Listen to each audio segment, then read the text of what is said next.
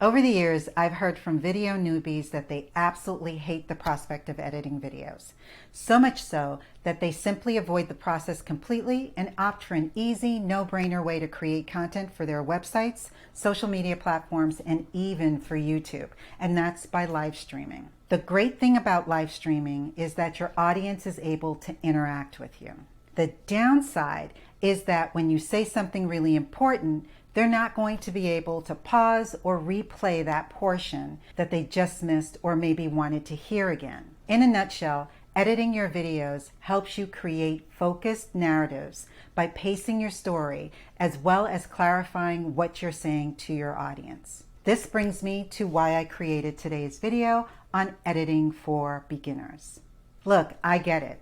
Editing can be intimidating to newbies at first, but what if I told you that you could now edit videos simply by editing your text as you would in a Word document or even on Google Docs? Yes, that's right. No more learning timelines and fussing around with confusing software. Now you can edit your videos using a platform called Descript. Descript is a powerful audio and video editor that is as easy and intuitive as editing a Word document. Descript also enables you to create a realistic clone of your voice for seamless corrections, which makes it my favorite tool for quick video editing projects. Descript can be used to create screen recordings, videos for YouTube, podcasts, and transcriptions. During the editing process, you can easily add images, B-roll, text, and even music by simply dragging it into your Word document. Let me share with you what Descript looks like in action. In the upcoming video, I'll create a video using Descript's Pro version, which gives me access to some bells and whistles that I think will become the norm when creating videos in the 21st century. Let's get to it. So before we get started editing, I wanted to walk you through some of the steps that I take before I start my projects, regardless of what editing software I'm using. So on this screen, you will see that I have two windows open. One is a Word document, and here I take the script that I've already pre-recorded because most, if not all, of my videos are pre-recorded using another platform called Big View Video Teleprompter, and it allows me to write my script, upload it to that application, and then I can record myself reading that script. So I will take that script and create what I call a script board. And so it separates the audio, which is all of this, even though I'm on screen, it's still the audio, from whatever I may want to add onto my screen. So it gives me these two columns, which you can easily go in by going into Insert and then go to Table and convert table or text to table is how you will convert a script into a script board. And then in here, I usually don't type it in. I'm doing nice for you guys, but usually I'll actually print it out and then I'll hand write in what it is that I want to show in the video. This saves me a tremendous amount of time. That way, when I'm editing, I'm not trying to futz around and try and figure out exactly what B-roll or images or stock footage or whatever it is that I'm going to be using, what I want to use. This gives me a clear and concise idea of how I want to edit this video. And then the next thing that I can do is curate all of that content, all of the assets, whether it's my A-roll is the primary video that I've actually recorded. B-roll is any additional or supplemental footage that I want to insert. Then my images, if there's any narration that I want to use. I would also have a folder in here for music if I wanted to use that, which for the most part I don't use on my videos. And then last, I will have my sound effects if there are any that I'm going to be using. I will bring your attention to a couple things here. Besides just noting what kinds of stock footage or B-roll that I'm going to be looking for and whether or not I want to put text on the screen. If I do want to put text on the screen, I'll either manually, if I've printed it out, highlight it, highlight the words that I want to put in text on the screen, or here I've highlighted it for you. The other notation is if you're doing a longer video, say for example, your video is going to be more than, I would say, 4 minutes, then I would advise that you take advantage of using YouTube chapters, which can be created in some software programs if you use their markers feature. and Descript has a markers feature. So what I do is I'm just indicating with these two hash signs so that I can say, this is where I want to have a marker. And in this particular video, it's only going to be 2 areas, but I'll have videos sometimes that have 5, 6, or 7 markers in them. So this is what I'll do before I even get into Descript. And so once I've curated all of my content and I look on either video blocks, or I guess it's called story blocks right now for B-roll, or Envato Elements are the 2 go-to places, but there are a lot of places where you can find stock footage as well as stock music. You can also go onto YouTube's audio library if you want to get some music and sound effects. It is perfectly good for you to go on to those 2 platforms. So those are the first 2 things that I do. Once that is organized, then we can cut over to Descript to start our editing. Okay, so now we have Descript open and we are ready to start to edit. So the first thing that you need to do is you need to start a new project. So we're going to click on Create New Project and we're going to name this. So I'm going to call this Editing for Beginners. Actually, no, let's just call this my Descript Video Tutorial. Yeah. So we're going to create that. And so it comes in and you're ready to now drag or find your file so that you can upload it to your project. So as you remember, I have over here on my screen all of my folders that are ready to go. So it is now asking me to name the speaker that's on this. And I'm the only one that is speaking. So that's all that I need to do. If you have multiple speakers, then you should name all of those. It's going to take a few moments to transcribe. This is a fairly short video. It's only 3.5 minutes long. So it shouldn't take too long. It's about 50% through. And let me just walk you through the dashboard. So up here is where you have the title of your video. You can see the running time is here. You have your play and redo and rewind buttons up here, and you can record if you need to here. This is for playback speed. Then here is where the transcript is actually going to be found. You have your video file right here, and then this is your timeline. And you will see this is where everything will be. This is where your footage is, and everything that you lay on top of that will be in your timeline area here. These are the different tools that you can use to maneuver your timeline. This is your select tool, and the shortcut is A. This is your range tool if you wanted to grab a range of footage on your timeline. This is your blade, and sorry, the shortcut is R. This is your blade tool if you need to splice. Let's say, for example, we wanted to splice this, so we could use our blade tool. This is your hand tool, which allows you to, if you grab this, it just allows you to scrub your timeline a lot easier. And then last but not least, we have the ability to zoom in and zoom out on our timeline. So it's totally up to you as to where you want to set that. I personally prefer to have my timeline a little bit larger. And the main reason is because as I add layers on top of this, I want to basically still be able to see what I need to see down. Up here in this embedded toolbar, I guess I can call this, you have the plus button here. And when you click on that, it will allow you to insert a variety of different things, from voice files to audio recordings to any additional video tracks, overdub. That is a separate entity that just allows you to clone your voice so that if you need to replace content in your video, you'll be able to do that. Markers is what I mentioned earlier, is why I made those hash signs in my script, so I will know where to insert these markers, because these then turn into chapters on your YouTube videos, and I'll talk about that a little bit later. If you're communicating and collaborating with others, the inline notes and comments come in handy. Speaker labels are basically if you need to insert a new speaker. Titles, there's any text on the screen. Fancy captions are burned in captions that you may want to add. your rectangle, ellipse, and arrows, or any shapes that you may want to add to your screen. And then Q is your ability to add in some visual effects, or transitions are the best terminologies for those. And so you can use any or all of these in all of your projects. The next tool up here is the wrench tool, and this allows you to shorten word gaps, copy any highlights that you have in there, and then also detect transcription errors.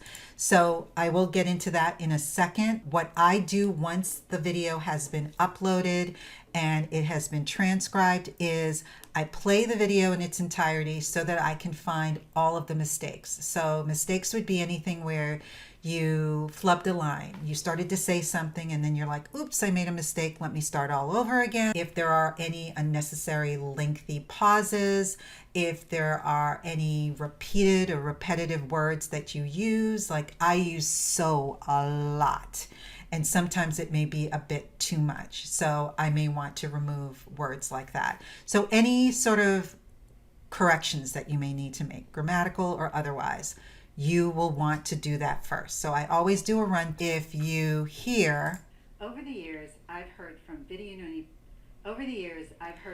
So right at the very beginning, I made a mistake. So the first thing that I'm going to do is I'm going to highlight. And note that I am only in the transcript portion of my screen. I am going to highlight, sorry about that. I am going to highlight the area that I want to remove. And so once I've highlighted that, I literally come to my computer and I click on delete, and you will have noticed that it removed it and put the cursor is now, let's make this smaller so that you can see there's nothing in front of that. So this has removed the mistake that I made. So the first thing that I do is I actually continue to go through this video and make all of those corrections. Next, what I will do, and I will do that offline. The next thing that I'll do is I'll come up here to the toolbar or the wrench icon, and I'll go to shorten word gaps.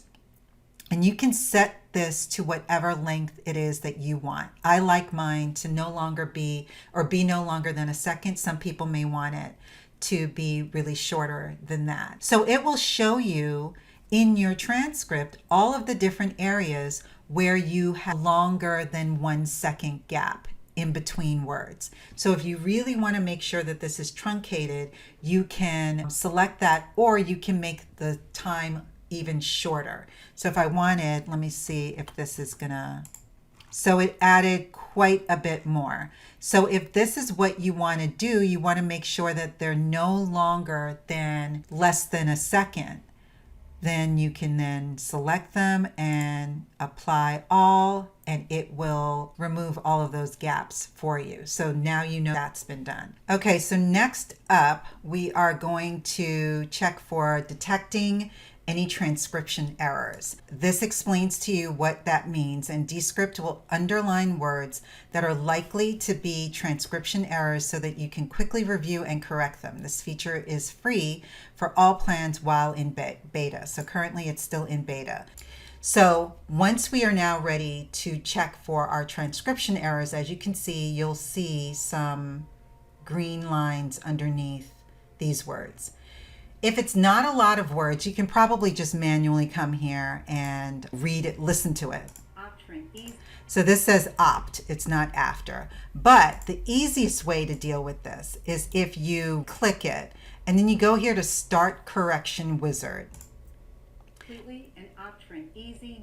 And so it highlights the word that is in error, but it actually allows you to listen to an entire phrase. So it's opt for, oops, and I can't even spell. And then you click on accept, and then it goes to the next one. As you would.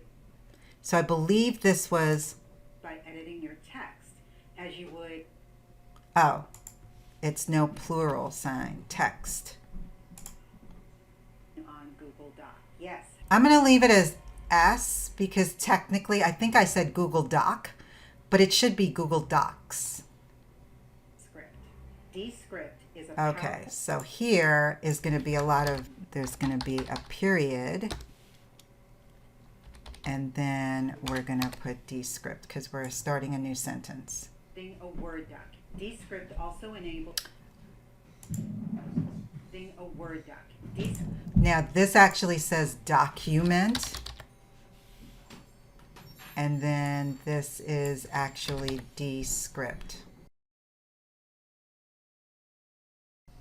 And that's it. So we are done.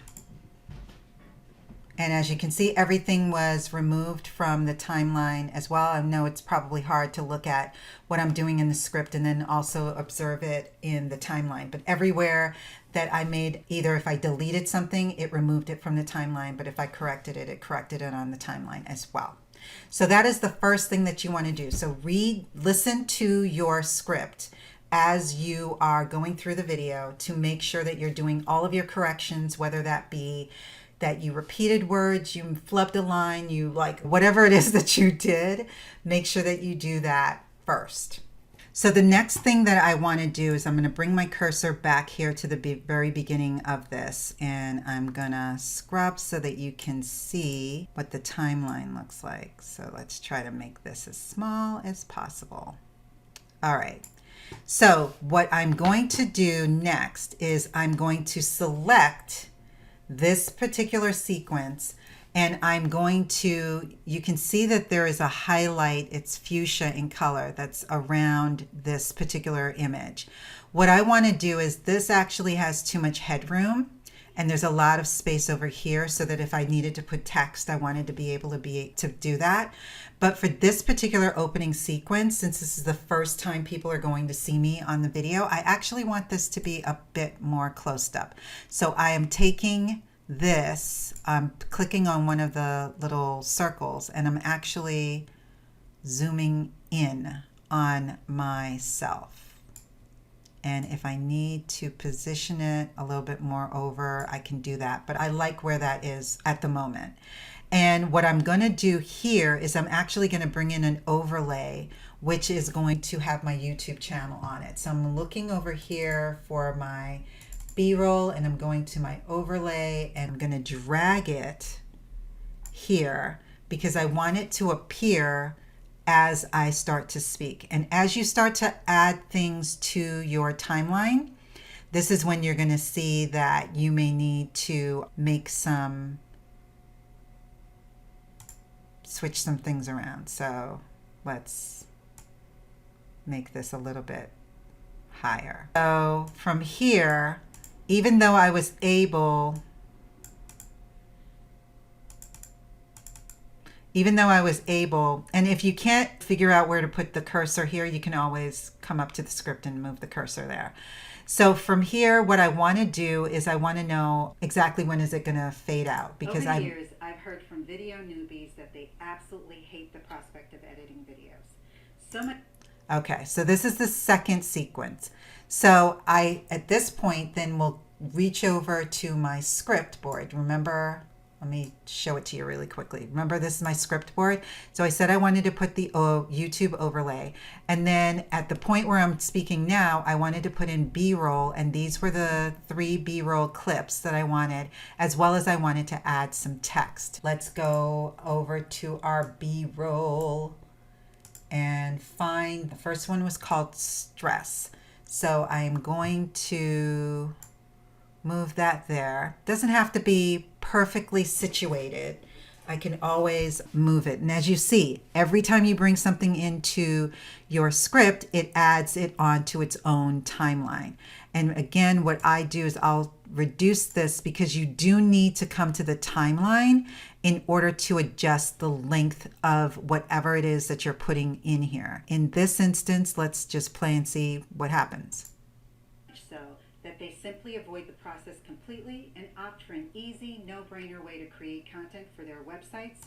Okay, so I may need, let's see, I'll put it here. So I'm gonna bring that there, and then I'm gonna bring in another clip. There's going to be 3 clips that I'm going to bring into this sequence alone. And as you can see, it's adding the file. Okay, so the file has been added, And so let's again reduce this so that I can see exactly where it is. So I want that to end there. And I can zoom in to make sure that it's actually going to be where I want it to be. And then I can scrub. And you can use the shortcuts in order to get to the portion of the screen that you need to. Leave it there. And then I need to bring in here another piece of footage. Then I will add in here, I wanted to add in text. So where you see websites, social media, and YouTube, I want to add in text. So where do I want it to be? I want it to be here. So this is where we're going to insert our title. And we want the title to appear up here in the corner. And so we then double click and we put in its websites. And then we want to put in, we want to put in another title, and that's going to be social media. And in this instance, we need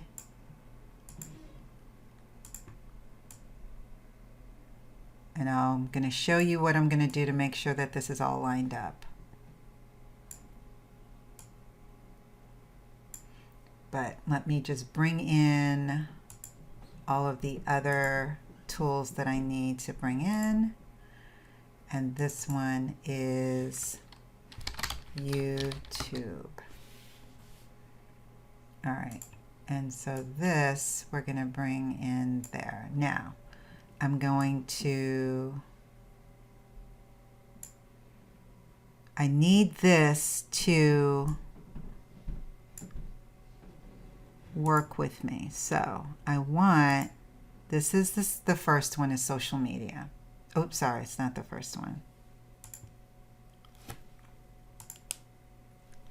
So the first one is websites. Websites, I can actually make this up there.